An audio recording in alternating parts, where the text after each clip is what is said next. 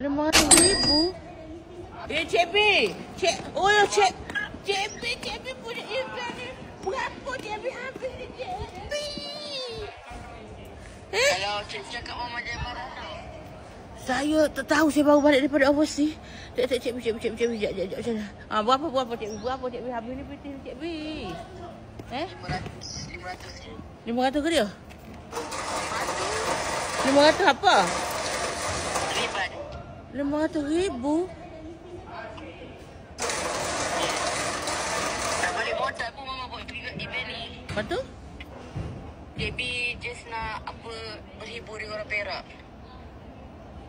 Berhibur 500,000. Ya Ma. Tapi orang Perak mari tak ni? Lama ke habis-habis saja orang Perak tak mari enjoy ke Cik B punya ni. InsyaAllah datang Mama. Ya. InsyaAllah. Ya. InsyaAllah Cik B takkan ada orang tak nak datang. Okey. Sekejap. Kita tarik ke ni sekejap. Okey, orang Perak Mahkoma, orang mana lagi? Tengok Cik B dah preparation ni. Ha ni sini kakak ni. Semua ni hola-hola makanan yang hebat ni. Okey. Makanan kita bagai-bagai ni. Setup dia, ada yang dah setup, ada yang belum. Sebab staff kita ni diberi mandat untuk bawakan resipi daripada rumah kakak. Jual di sini. Pondok lah apa-bagai. Ya Allah, sedapnya ya Allah.